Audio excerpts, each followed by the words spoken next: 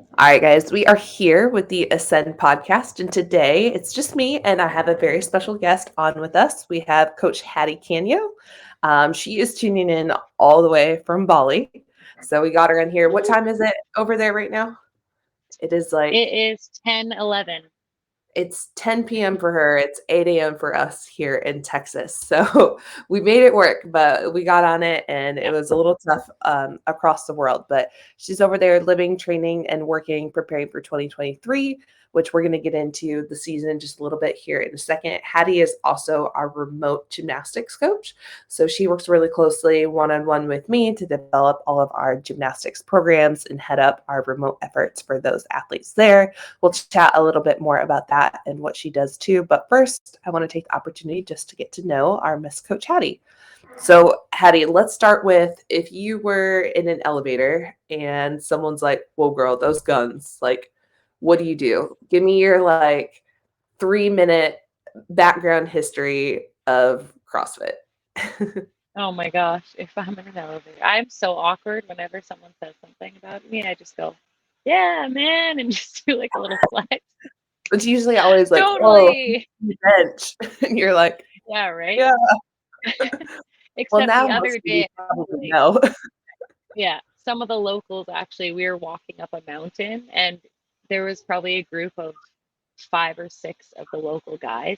And as soon as they saw my legs, they just walked by and were just watching my legs the whole time. And I was just like, oh my gosh, they've never seen legs like this before. They're pretty impressive. Yeah. Okay, so let's Yeah. talk about CrossFit. Well, let's talk about your background before CrossFit. A little bit Yeah. of your So I story. just played every sport under the sun growing up.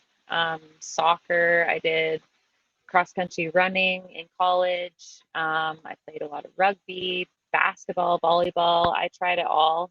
Um, but yeah, in college, I did cross country running and soccer. And then, yeah, right out of high school, I didn't really know what I wanted to do. I was going to play rugby, and then I didn't know what I wanted to do in school, so I kind of just scrapped that. I was a complete shithead out of high school, and I decided to go down a really dark path. And I drank too much. I was kind of, I think I was just running away from the life that I grew up. It was just very I grew up in a very religious home that just told me don't do anything. And so I was like, I'm going to do it all then. And so I just partied too much. I did all of that kind of stuff. And then um, I even had an eating disorder. And at that point, my brother was just like, hey, come to the gym with me. Like, let's just go work out. I'll show you the ropes around fitness. So I always say like he changed my life and I'll forever be grateful for it. And so I from there I just kind of went to regular Globo gym, did a lot of bodybuilding. And then that's when I found exercise science, took my exercise science in school and just fell in love. Um, and then my professor, he tried to get me to do CrossFit for 3 years. And to this day, I'm like, why didn't I listen to you? I had it, I had it in my head that nope, CrossFitters get hurt. I'm not doing it. It's a crazy sport, whatever. And then finally he got me to go and I was hooked right away. Right away, I was like, okay, this is another outlet for me to compete. And so right away, I was doing 2-a-days and I was pushing for my gymnastics. I got my muscle ups really quick because I was just kept working at them. They were pretty ugly. I did the chicken wing. Jake is always like, well, I always just practiced with beautiful reps. And I'm like, well, I just wanted a freaking muscle up. So Myself up there. And yeah. around what year was this? Are you talking like years Um wise when you start CrossFit? 2017. Okay. Yeah. So So I'm you in were my a sixth little year. late to the curve. You're a Sorry? baby. I said, so you Yeah. were a little late to the curve. You're a baby in CrossFit years still. Yeah. Hey, you got time, girl. I know. That's what someone else said because I always think, oh, I'm 31, I'm getting old. But then I'm like, no, don't think that way. You're young in CrossFit years, and I still feel great. So it's yeah, Yeah, you're a baby in CrossFit years to me. a decade in. It takes I don't want to get off in too much of a tangent, but I do work with a lot of younger and developmental athletes and teen athletes and stuff. And there's there's curves, I think, especially now that the sport's been around a little bit longer, to what it takes for the success. So you have all of your skill learning phase that you have to go through first, right? Like you have to just learn the basis of every skill. Back in 2009, we can go later than that, 2015, 16, when I started competing, if you could do all the skills, you were going to do well in competition. You were ahead of the curve. But now the sport's been Right. around long enough that training and coaching and everything has caught up where just having all the skills isn't quite the baseline to competing yet. Because you have to have the skill accumulation phase, then you have to have the strength building phase. Then what comes down to getting you ready to compete is really your engine and your ability to metcon and stuff. And going through that sequence of events and learning just takes time. Yeah, So that's what I for keep sure. reminding all of my young athletes that I don't know. I don't even know if they know the days of 2016 when it was possible to Yeah, the first year that you found CrossFit, pick up and figure out how to do a muscle up and end up at regionals that year. But those days don't really exist anymore. sadly enough, but gotta work harder, I guess. Yeah, exactly. Okay, back to you. We got on a tangent on CrossFit and kind of learning your first muscle up. Let's talk about you're originally from Canada, Yes, correct? And yes. your kind of competition journey to there. When is the first time that you started actually competing? So we're talking 2017. We're kind of going all in, right? Yeah, so And I did the open that year, and then my first competition was, I can't really remember, but it was still that year. I went to a competition in Saskatchewan. That was my very first competition, and I actually went elite right away. Um, and yeah, it was amazing. Of course, I was hard on myself. That's something I'm working on, but I actually ended up getting fourth, and yeah, it was pretty an amazing experience, and I was hooked after that. It was just like I want to do this all the time. and then from there, did you start coaching at the gym? And did you know, like, okay, 2018, like, I'm going to regionals, I'm making a push for the game? Like, what was the game plan after you got hooked? So I feel like I wanted to get to the games, but I was still a little bit in, I don't know, it's weird because I say that I went gung ho and I did 2 days right away and all of that, but I don't know how serious I was. Growing up, I never really, like I told you, I was going to go to university for rugby, but right away I was just like, no, I think I've always had this thing in my head that I'm not good enough, and so I can't really like reach these goals. And so when I have these goals, it's just out of reach for me. I always used to think. And so in my head I was like, yeah, that would be so awesome to get to the games, but I think I was telling myself, you'll never get there. So um it wasn't really until last year that I really pushed for it. It was like after COVID that I was just like, holy, I just gained a bunch of weight. I drank all during COVID, and it it was like the worst feeling ever. And so that's when we came out to Bali, and I was like, hey, I'm putting my head down. We're pushing for the games. I'm I'm I'm getting there. So yeah, it wasn't really until last year that I really pushed for it. So yeah. Tell us about that experience. Let's circle back to post COVID, because gyms and everything in Canada were shut down for a long time, right? I remember talking with Dara and stuff, and a lot longer than even we were handling here. Were you able to work out at all during COVID? Did you have a home gym or any access? Yeah, so I used to work at the CrossFit gym, and when we closed down, they gave us a ton of equipment. We had a really nice garage, so we just made a garage gym. So that was Mhm. the first lockdown. So we were really fortunate that way, and we stayed fit. We worked out every day, and the second, then I had a falling out with the gym. I started going online, and they didn't really want that, so we kind of parted our own ways. And then after that, I moved out of that house, and my boyfriend and we moved into a small basement suite, and we couldn't find the motivation to work out down there. We had our own barbells and a bunch of equipment. But yeah, we just couldn't find the motivation. It was just a tiny little room that we had our barbells in. Like Jake, I don't even think could go overhead with the barbell. And so we just didn't really work out much. And like I said, we just drank a lot. And um, yeah, at one point we were living in this mountain town right before we went to Bali, in this little cabin. It was amazing, but at the same time, there's no places to work out. We were in this little attic when we both were finally like, okay, we've gained some weight, we've been drinking too much, let's start working out. So we had a couple bands and we were doing like banded workouts. It was Aw, actually really, ridiculous. we got to get out of this cabin. Yeah, we're So, like, we need to told him leave. COVID cabin fever. How did that transition to, okay, we're going to pick up and move our lives to Bali and go do this? Tell me how that whole situation even happened the first time. So right before COVID, we went on a around the world trip. Um, we were trying to just look for a nice, hot, tropical place to live. So we started in Panama. And then we did a stopover in Madagascar, and then we ended in Bali. And we just fell in love with it here. We made it an awesome friend group, and so we were like, "This is the place that we want to go to." So then we were going to come here, and then COVID happened, and we had bought visas already. It was like this business visa. It was good for 6 months. It was only good for 3 months that you could leave, but at that point we couldn't even fly out of Canada.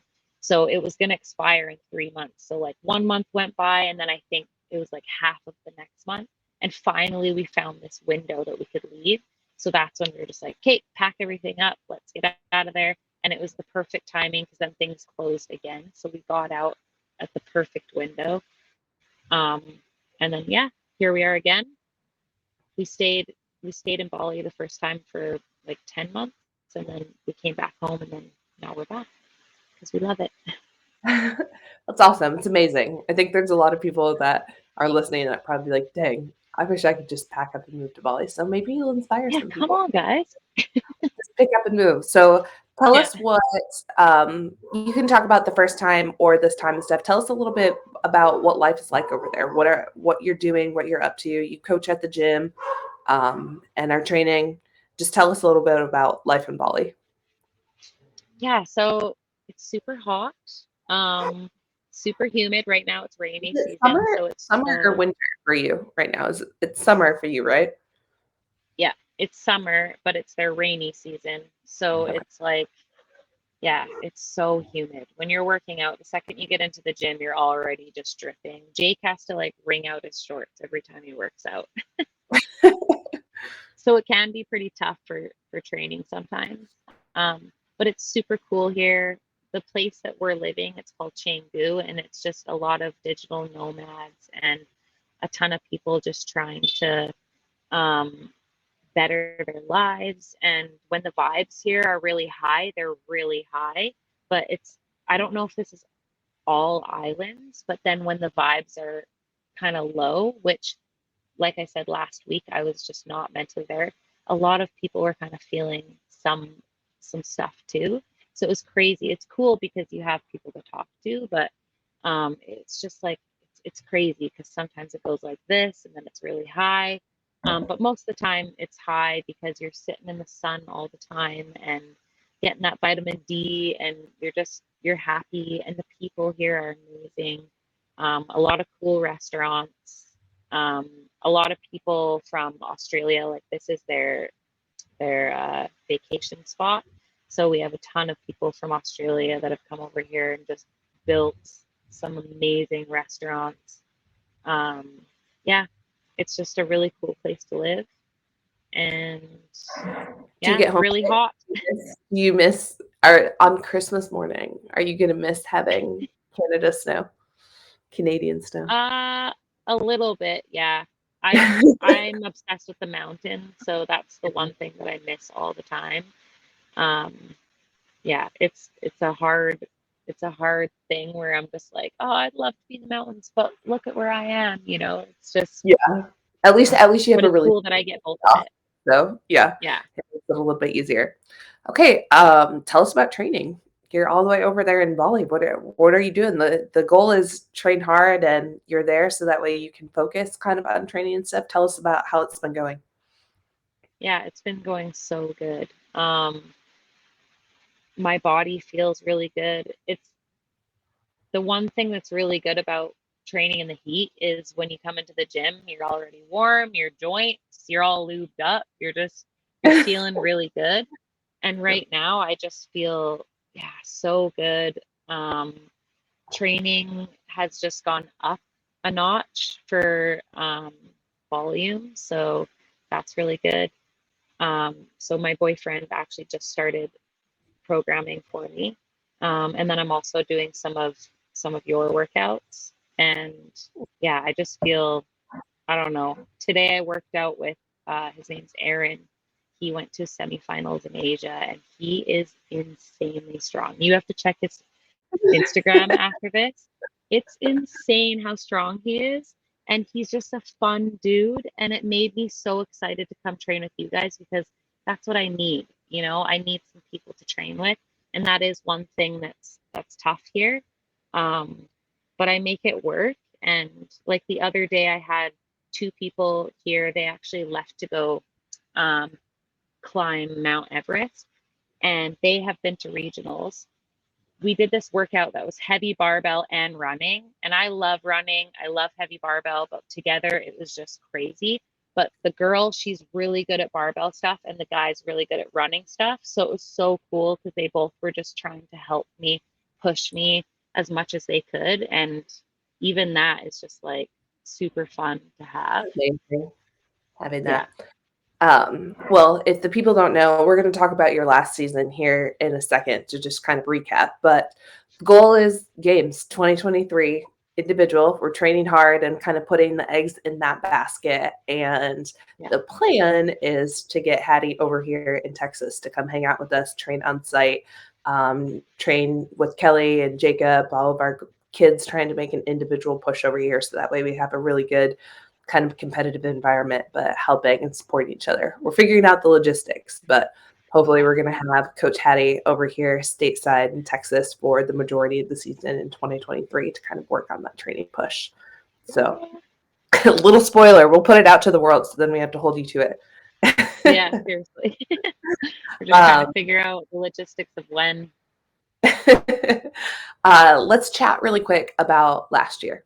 So last year was an awesome, I think, kind of breakout year for you, and maybe kind of instilled some of that reassurance and confidence building of I'm here to do this and I can do this. I'm right here. Let's kind of back it up to the beginning of the season. Talk about what training was like, where your mindset was heading into 2023, and then I want to talk about your semifinals experience. Yeah. My mind was in a really good place. So when we first moved to Bali, I did the open and quarterfinals here, but no, I did the open here.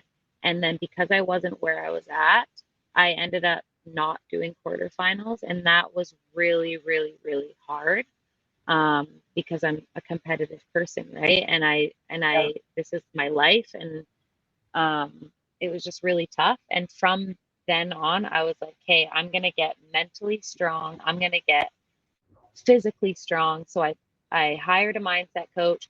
He was absolutely amazing, helped me just level up. And then, yeah, going into 2023, I felt so good. I did the open, did pretty good in the open quarterfinals. I did a lot better. Just had a lot more gymnastics stuff. So, um, yeah, was really good. And then boom, boom, bang, pow. It was just like semifinals, last chance qualifier, so much. And then I did Can West after that. My body was wrecked. But it was such an amazing, amazing season. I just was riding on a high for like a couple months. So Hattie competed at Atlas Games. semifinals in Canada and ended up taking seventh overall. 8. Correct? Eighth overall. Excuse me. Yeah. Eighth overall, which qualified her for the last chance qualifier. So she got to advance onto that and compete that. So I think a really exciting season. What were you thinking when you were at semifinals and you were kind of like, was the goal, maybe not the goal, because the goal is to qualify for the games, right? Like that's why everyone shows up. That's your goal deep down in your heart. But were you thinking in your head, I can be in the top five? I can do it? Or were you just like, oh, it's a long shot. I'm just going to do the best I can in every workout and see where the chips fall. And then all of a sudden we're like, holy shit.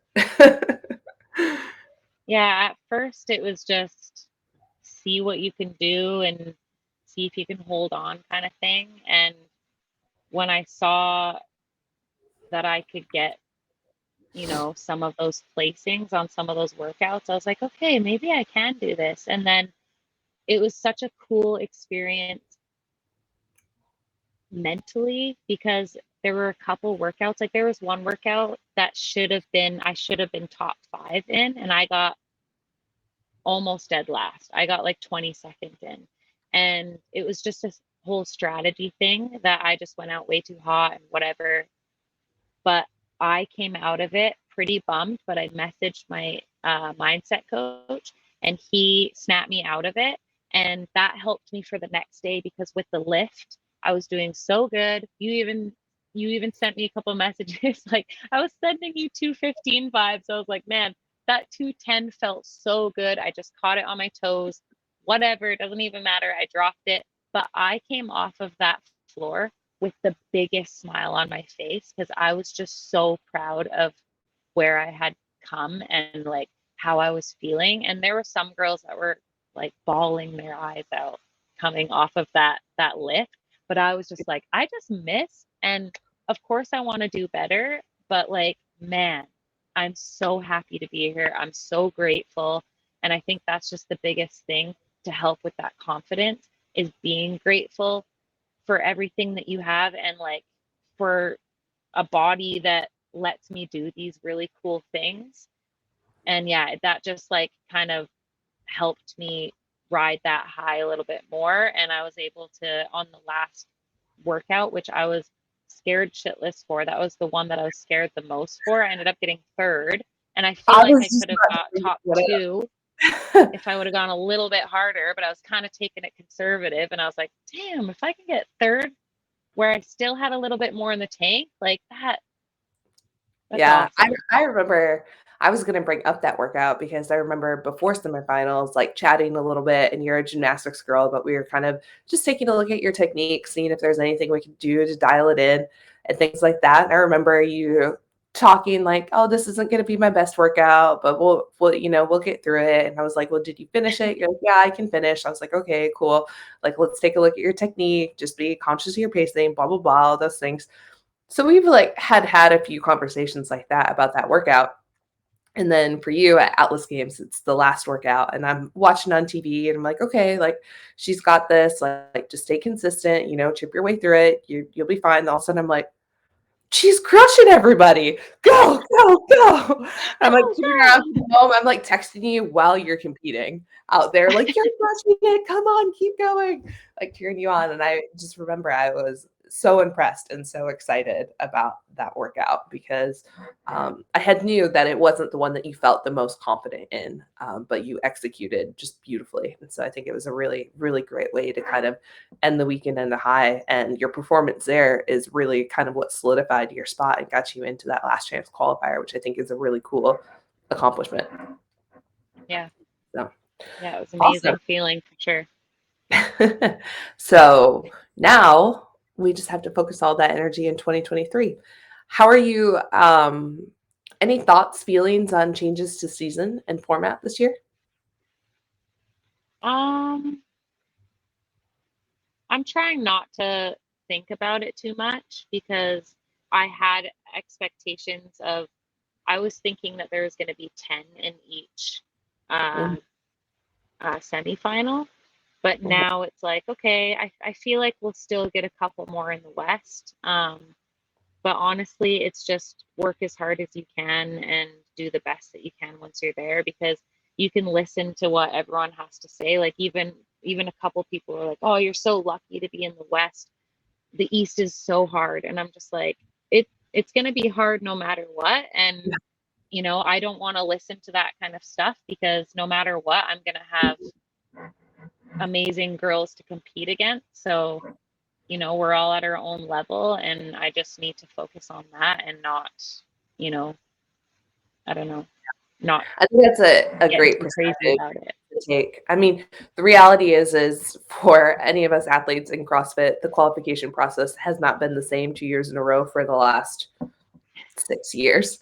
So this Yeah. is a roller coaster ride that if you let your emotions get too attached to the process of how you're going to qualify, I think it can really kind of derail progress and cause a lot of stress and stuff in athletes. But at the end of the day, the job is still the same. Whether there was 10 going from that, if there's 6 guaranteed spots, whatever the change is, your job right now is just to be the fittest, best Hattie you can be, so you don't have to Yeah. worry about that. And that job was the same when it was semifinals last year too. And it was just that. So there's not really a way that you can game it per se based off of the qualification. All you can do is put yourself in the best possible position to be successful, no matter what they choose.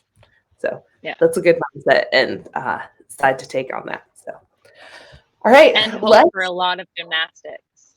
I, that's a perfect segue because that's exactly what I was about to bring up next. Let's Nice. talk about gymnastics specifically. So let's you had kind of like mentioned in a little bit of our conversations and stuff here, some tidbits about gymnastics used to be for you an area that you really needed to improve on. So let's kind of talk about your journey with CrossFit gymnastics first and kind of what that looked like, how you improved, where you spent the time, and then we'll talk about how that transformed into coaching. So tell me a little bit about your kind of past history involved with competing in gymnastics. Yeah, so I never took gymnastics as a kid or anything. I always wish that I would have. I'm like, I probably would have been good at this.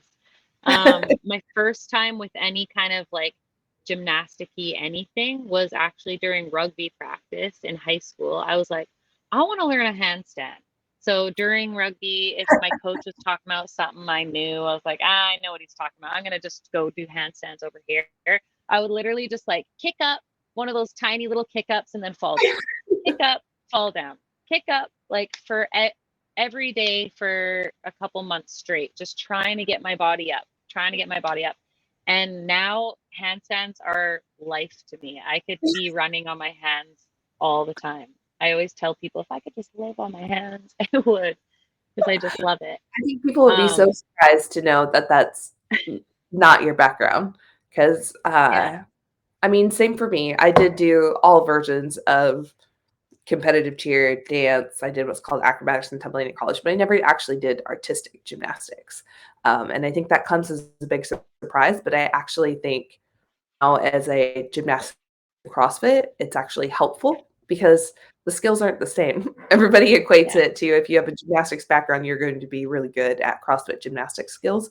But there's actually some fundamental rules of artistic gymnastics and technique that we break to be good yeah, at for sure. CrossFit. So I actually think it kind of opens you up to have a clean slate of learning these skills and learning how to coach them in a way that's best for CrossFit and not just gymnastics.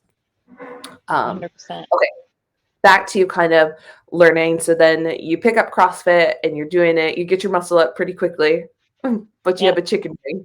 So how do you start digging into kind of some of that technique and changing your own skill before you start coaching? Man, I had a chicken wing for so long, so long. And then finally I was like, okay, maybe I should clean this up. And I think this is where I began to really love it and even coach it, because I just started doing a little bit of research. I watched a lot of Pamela's stuff and just how to fix the chicken wing. And so I just started doing a ton of accessories and a ton of drills to help with that. And that's why I'm like the crazy drill accessory monster, because like that is the one thing. It doesn't matter if you're have a million muscle ups, I do believe that that stuff, working on perfect muscle memory, is going to help you just as much on the rings or on the bar if you're still doing those accessories on the side, right? It's always going to help. And so that's why I give a lot of that to my clients now. But yeah, I just started putting those accessories in my normal programming. And then finally, I just like kicked the chicken wing one day, and Jake finally was like, oh, finally, You're all and grown chicken wing. up. Yeah. And it felt so good. And then after that, I just kept putting pieces together with those accessories. And there was one in particular, I don't even remember where I got it, but it's just this crazy movement that's really weird to do at first. But once you get it, it makes sense. And it made me just fly on the bar where I was catching so high. And so now I'm just like, okay, this is the drill for if you want to catch high. And it's just stuff like that, just learning through your own experience. And that's Mhm. what I've been doing, I guess, with my clients too, right? You just gotta Yeah. put pieces together. You gotta figure out where they are. And even a client I have right now, like we've kind of had to bring it back to the basics a little bit, and that's okay. She's so patient. She's so amazing. Where she's like, "Yep, I'll do whatever you say," and then I'm like, "Okay, have patience with me." And then yeah, it might take a couple weeks, but then all of a sudden, boom, it just clicks, and it's so fun to see when it clicks, right? Yeah, it's super fun. So, how did you get into starting coaching online and kind of Um, developing gymnastics coaching? yeah, so it was during the pandemic when all the gyms were closed. I was like, okay, I'm gonna try online. And at that point, I was doing just general CrossFit programming. And actually, I was like, I had a business coach and stuff. It was my friend. She was helping me, and she was really talking about finding your niche. And at that point, I was like, okay, my niche is gonna be elite athletes. And my first client was just a regular guy, just wanted a coach in his pocket. And so I was like, oh, okay. It was actually really great and really fun. But I was like, my next couple of clients weren't elite athletes. And so finally I was like, oh, man, why can't I get these clients that I want? And then eventually I got a few clients that wanted to do gymnastics training. And then that's when I was just like, oh, okay, this is what I want to do. So I brought my niche to gymnastics. Just yeah. Awesome. And then how did you end up let's talk a little bit about how we kinda hooked you up with Ascend. How did you kinda hear about us and start exploring that option? Yeah, so my friend Amanda follows you on Instagram. She's followed you for a while, and she would always show me some of your videos of like your gymnastic stuff. And one day she was just like, "Hey, she's hiring, so you should reach out." I was like, "Oh, okay, yeah, maybe." And then finally I was like, "Yeah, I should reach out." And so I did, and then the rest is history. We got on a call, and yeah, I That's guess he that's kind of pretty much likes it, me maybe folks. a bit. But yeah, I got on a call. I remember, I think you either messaged me or respond to the post or something, and was like, I had put in there that you had to be local Yeah. to the US or willing to travel down to Texas and stuff because at some point I would love to be able to get us together and kind of do, and hopefully once we get you here in Texas, do some video filming and kind of break down skills and kind of collaborate together a little bit more versus over calls. So I had put that in the posting. And I think you responded and you were like, I would love to apply, but I'm in Canada. And so I was like kind of researching everybody. I'm not going to lie, Instagram stalked everybody before I had calls or follow-ups with them. So I was like, oh, let me go stalk this girl and stuff. And you had a pretty good amount of videos on your own personal Instagram page, which plug here really quick, a little piece of advice. If you want to be a remote coach, make sure that you're putting your knowledge out on your social medias because that's how you're going to generate leads and that's how you're going to Yeah. start building your base and your knowledge of and your kind of base of experience, right? Like I can tell if someone's going to be good at remote coaching usually by looking at their social media. So I'm looking at kind of some of your muscle up videos, some tips and stuff, and I was like, this girl teaches gymnastics how I would prefer to teach gymnastics. So And that's exactly what I'm looking for, because the way we teach muscle ups and stuff isn't exactly the way you would find taught at a CrossFit seminar. Although I do feel like things are evolving and changing a little bit into a Yeah. little bit modern style of teaching. But the original way to kind of coach in CrossFit. So I messaged you back and I was like, no, you should apply. Because I was like, I think I like this girl. And then we hopped on a Yeah. call and it was super easy to chat and everything. And I was like, yeah, I think this girl's a good fit. We'll make it work. In time we can kind of figure out a way to collaborate a little bit more. But I think she's the right girl for the job. And it's been great. So Yeah, it's let's been talk a really little great. Let's talk a little bit more about kind of the remote gymnastics structure with Ascend. And if I was a client and I was going to sign up online, I wanted to work with you, what it would look like. So I sign up for gymnastics. What can I expect? Yeah, so the intake form, and then usually I get a hold of um, the client just to talk to them a little bit more. I figure out how they want to chat. It's usually WhatsApp or Instagram. Um, Sometimes it's both, uh, but wait, WhatsApp or Instagram? Yeah, and then also the Fitter app. Um, I've been talking to one client like through the Fitter app and WhatsApp. It kind of just flows for me as a coach. I just kind of let things flow. Like I ask clients what they prefer, but a lot of the times things just flow the way that they need to. And whether that's chatting on 3 different platforms, whatever, that's fine. But usually you have one platform where you're going to talk the most.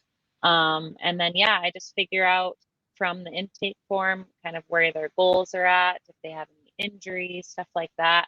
And then from there, I just make a plan of how I'm going to execute their programming.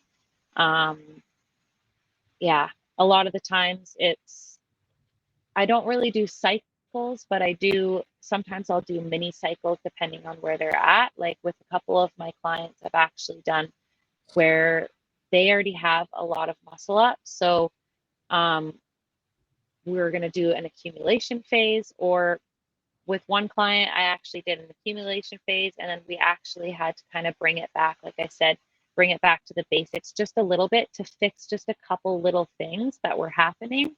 And that's totally fine. And now her muscle ups are looking really good. So we're just going to keep going down that path. And then I'm going to put her on another accumulation phase because she has a couple competitions coming up here. So we're just going to get some more muscle ups under her belt. And yeah, things are flowing. They're good. Awesome. If I That's went kind of to how it looks. Yeah, if I went to Sorry. the Ascend page to sign up, I would see two options. So like a one skill Yeah. option and a two skill option. Can you tell me a little bit about those and kind of what the difference is and who those are a better fit for? Yeah. So the one skill you get 2 days per week of programming, and then you get one day that's a video day. So usually for the video day, I just ask them to send me either, because some of the clients were not actually doing muscle ups. So I'll either say, send me some muscle ups or send me a video of some of the harder drills that I've given you, just so I can see if they're doing it right and if their form is right. Um, and then the two skill is 3 days a week, and then they get to send two videos for feedback. And for feedback, I usually send personalized videos. So I'll get on, and if I'm at the gym, sometimes I'll hop up on the rings or the bar and kind of show them what I'm looking for. I've actually been playing with a new app where if they send me their videos, I can actually slow it down, I can freeze it, and then I can record over top. And so I've actually been sending some of my clients that, where it's been really good. But yeah, both of them are people looking to just up their gymnastic skills, whether it's muscle ups, handstands, legless rope climbs. Um, yeah, Yeah. And just to kind of clarify, what's a little bit different about what we do here at Ascend and with Hattie is it is one-on-one custom coaching. So everything that she programs, all of the drills and stuff are built specifically for that athlete and their goals and their progressions. So it's not buying a templated 8 weeks to learn a ring muscle up type of program. It's every week she is based on the week before writing down programming drills and going back and reviewing video to help you improve in one very specific area, or two if you pick two skills, two very specific areas, and building on that progress week to week. So I think it's unique because I think it's one of the only places, there might be a few other people kind of doing something like that out there, but where gymnastics coaching truly is one-on-one and customized and personalized to where.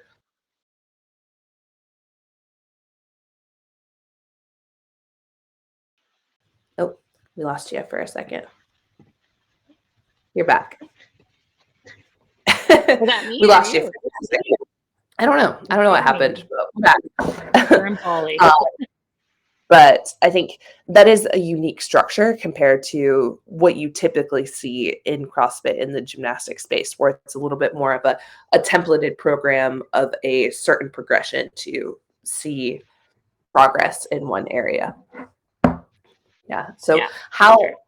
you were mentioning just kind of that you communicate through different apps and stuff, like how often are you having communication with these athletes a week? You do at least one video review and kind of break it down and talk to them every week before the new programming, correct? Yeah, so for sure once, and then I'm open to more communication. If they have any questions, I just let them know. Like obviously I'm on the other side of the world for most of these clients, so it's I'll get back to you within, 24, 48 hours, but I do get back to them if they have any questions. Yeah, so it kind of just depends on the athlete. Most of it is just through the Fitter app. They send me a couple of videos, I send them feedback, and then yeah, that's Yeah. pretty much it for that. But And then just to clarify a little bit, so we have one skill and two skill options. And the kind of difference between those is if you have one skill, you're picking one of any gymnastic skill. So anything in CrossFit. So like Hattie mentioned, anything from, I think we have one working on some legless rope climbs right now, to ring muscle ups, to handstand walking, anything that you want to pick.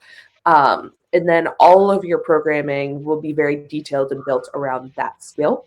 Um, if you choose two skill, you get to have two skills per week that you have programming kind of built around. So, and I usually recommend to people that if you want to pick two skills, focus on something like one pushing and one pulling skill, like a ring muscle up and handstand holds, or some things where we can get some variance in the programming, because then your program is going to be built specifically around those skills and video review and stuff done for those specific skills. yeah. So, what do you think is the most challenging gymnastic skill to coach remotely? Mm.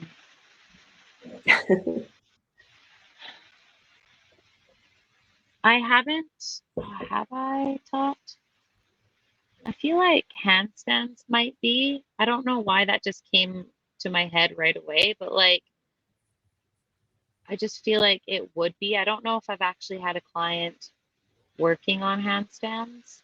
Like handstand hold, I feel like it would, because it's just so, it's a very good foundation to have, and it transfers to all of the gymnastics, but it's really freaking tough.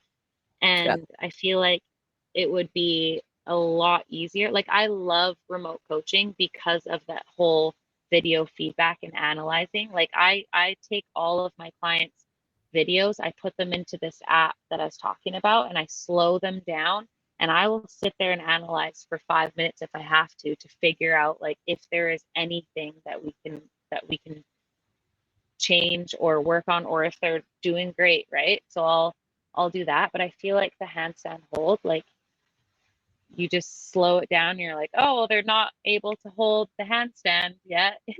So I feel like that It's would tough. probably be the hardest.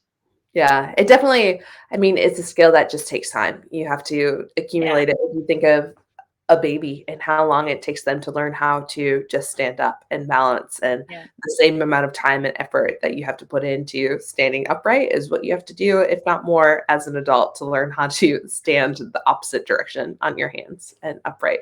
Yeah. So it's one that just takes a lot of practice and balance and control. What's your favorite? I think I know the answer to this question, but what's your favorite gymnastic skill to coach remotely? I'd probably say bar muscle up or ring muscle up, just the muscle ups in general. I'm having fun with the legless rope climb. This is the first time that I've done the remote rope, legless rope climb. And I was like filming a bunch of content for it. And I was just like, oh yeah, this is actually pretty fun too. It's fun. Yeah. Yeah. But the muscle ups for sure.